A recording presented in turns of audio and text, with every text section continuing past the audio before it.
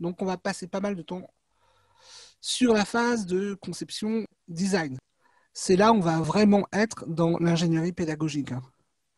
Donc, pour ça, on va créer le scénario pédagogique. Donc, il peut se présenter comme ça. Au départ, on va d'abord le présenter comme ça rapidement avec une phase d'introduction ou de présentation dans laquelle on va trouver des modules de présentation donnant les objectifs, les enjeux, les outils à utiliser et les différentes méthodes de travail. Voilà. C'est ce qu'on va présenter en introduction du scénario pédagogique. On le détaillera après quand on aura un peu vu un peu plus dans la partie design comment on fait. On a ensuite une série de modules d'apprentissage. On va voir après plus tard comment on s'en sert, mais on a voilà les modules dans le scénario pédagogique. Et après, on va avoir une phase de conclusion, consolidation en fait, qui va permettre de rappeler les acquis durant la formation. C'est aussi l'occasion, selon la manière dont on met cette phase de consolidation, de faire de la remédiation pour un peu voir, bah non, ça, n'a pas été très bien compris, c'est plutôt comme ça qu'il faut le voir, etc. Donc ça, c'est bien. Ça permet aussi de renvoyer les apprenants des fois vers les modules pour revenir. Voilà, donc c'est la phase de conclusion. Et enfin, on a une partie d'évaluation qui peut être une évaluation sommative. Voilà. Pour moi, le scénario, ça va être ça, un support tangible, palpable de texte ou de schéma. C'est support tangible en fait de l'organisation structurée et cohérente de l'ensemble des activités d'apprentissage. Voilà, qui va former en fait l'ensemble du dispositif d'apprentissage. Voilà, c'est ce schéma-là. Donc, il va avoir pour but de mettre en scène la structure de formation. Donc, pour créer justement ces modules et ces activités, on va avoir plusieurs étapes. Alors, d'abord, la première chose à faire, ça va être de déterminer les objectifs pédagogiques. On a notre idée au départ qui est de dire, par exemple, on veut former aux besoins d'emailing. Voilà. On a besoin de faire un emailing. Voilà. On fait des emailings régulièrement. Donc, on va déterminer que le besoin est d'avoir une personne capable, être en mesure d'envoyer des emailings. Le problème, c'est qu'envoyer des emailings, par exemple, je l'ai fait hier, par exemple, via MailChimp, ça signifie, dans certains cas, dans mon cas, c'était maîtriser Socrative, maîtriser l'import CSV et maîtriser MailChimp et faire un peu de HTML. Voilà. Ces 4 éléments-là que je viens de vous dire, ça peut être des objectifs intermédiaires. Donc, déterminer les objectifs pédagogiques, ça va justement être de déterminer les objectifs intermédiaires qui, combinés ensemble, vont répondre aux besoins qu'on a déterminés avant dans la phase d'analyse. Donc, en phase d'analyse, on détermine les besoins. En phase de design, à ce moment-là, on va déterminer les objectifs pédagogiques. Et évidemment, on va déterminer les objectifs d'apprentissage, donc les activités plutôt, qui permettent d'atteindre ces objectifs pédagogiques. Et c'est pour ça qu'effectivement, au départ, j'ai bien distingué le métier de formateur et la différence entre formateur et apprenant. L'apprenant a des activités d'apprentissage. Le but, justement, c'est de mettre en place ces activités d'apprentissage. Et c'est comme ça qu'on arrive à ce scénario pédagogique. On doit pouvoir déterminer les objectifs pédagogiques qui vont déterminer les activités d'apprentissage. C'est évidemment la cohérence de tout ce dispositif. Bien garder en tête les objectifs pédagogiques et de bien s'assurer de la cohérence entre les besoins, les objectifs et les activités. Voilà, ça va être un peu le mot-clé là sur le scénario pédagogique, c'est de valider sans arrêt la cohérence. Maintenant qu'on voit qu'on doit déterminer les objectifs pédagogiques et déterminer les activités d'apprentissage, la question qui se pose, c'est comment on rédige ces objectifs. Voilà. Je pense que cette règle est plutôt intéressante, c'est d'avoir un verbe pour un objectif. Et insister sur le fait que l'objectif, c'est un objectif d'apprentissage et non d'enseignement. Donc lié à l'apprenant et non au formateur. L'objectif que je vais avoir aujourd'hui, il ne faut surtout pas que ce soit expliquer le modèle ADDIE. Ça ne peut pas être un objectif d'apprentissage, expliquer le modèle ADDIE, parce que ça, expliquer quelque chose, c'est typiquement côté formateur. Donc essayez de vraiment verbaliser côté apprenant pour vous focaliser sur comment lui il va apprendre. Voilà. Une fois que vous avez rédigé ces objectifs, il faut trouver les activités qui vont vous permettre d'atteindre ces objectifs. Donc, je répète, objectif initial de départ, le besoin, Derrière, on crée des objectifs intermédiaires, des objectifs pédagogiques. Chaque objectif est caractérisé par un verbe avec un objectif d'apprentissage dessus. Voilà. Pour essayer de comprendre un peu mieux tout ça, on va utiliser un outil qui est la taxonomie de Bloom. Donc, pour ceux qui ne connaissent pas, la taxonomie de Bloom, en fait, c'est un modèle qui propose en fait de classer les objectifs pédagogiques en plusieurs catégories d'habilités cognitives. Donc, il a 6 catégories. Généralement, vous verrez, c'est présenté sous forme pyramidale.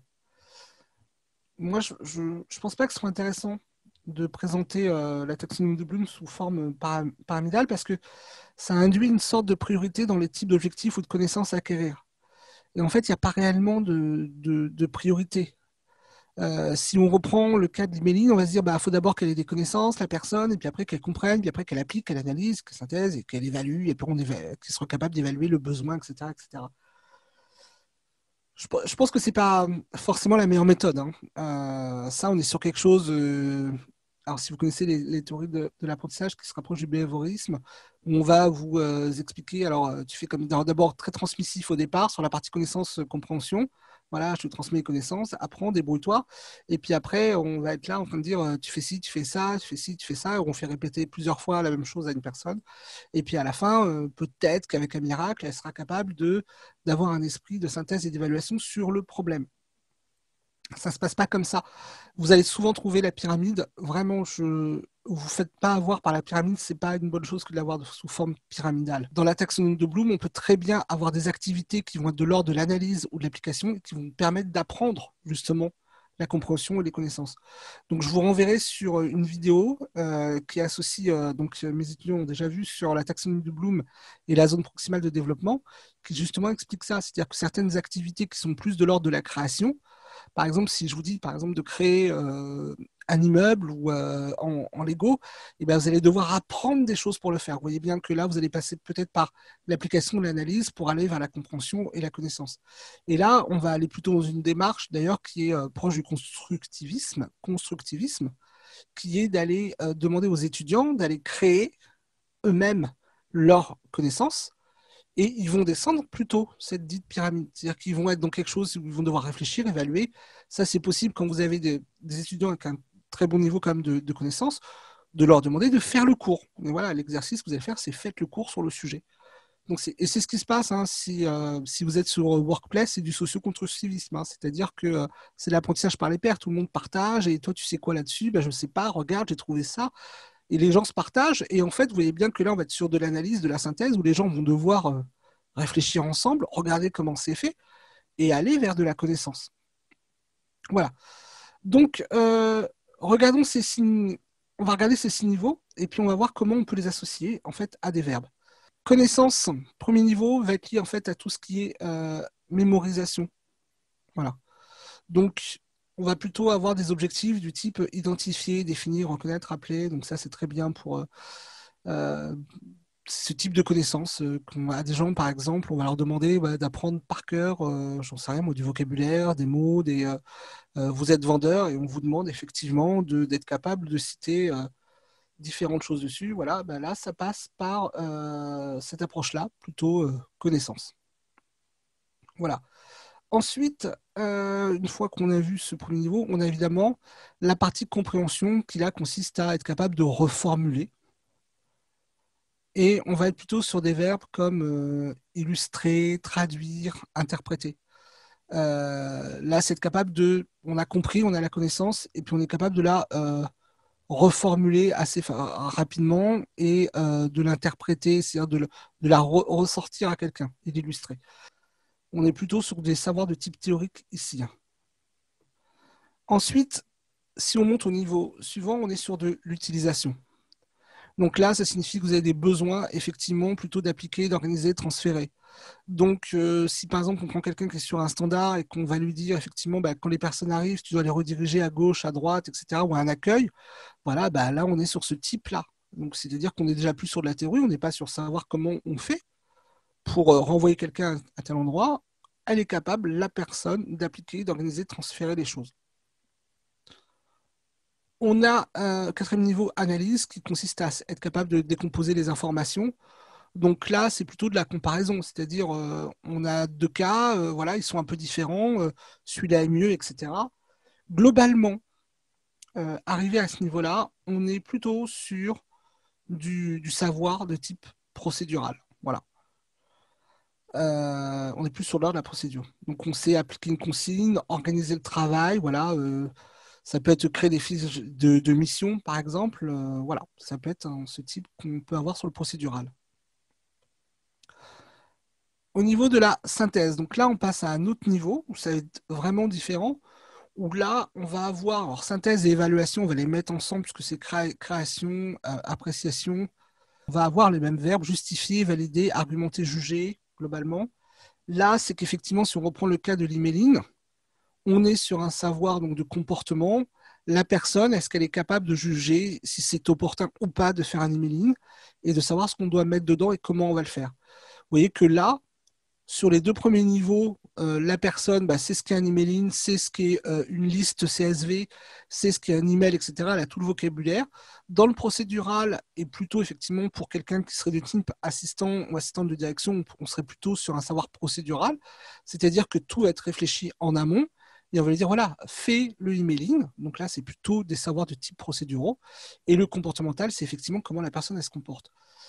Chaque objectif, selon où il se classe dans le tableau, fera appel à des processus cognitifs différents. Apprendre à changer de comportement, donc ce qui correspond au haut niveau, par exemple, dans la taxonomie de Bloom, ça demande de l'analyse de la situation, une adaptation à la situation. Ce n'est pas le même effort cognitif que d'apprendre une poésie. Voilà. Donc ça, c'est bien important de les distinguer parce que, effectivement, selon les apprenants, etc., ça va changer, en fait, les activités d'apprentissage.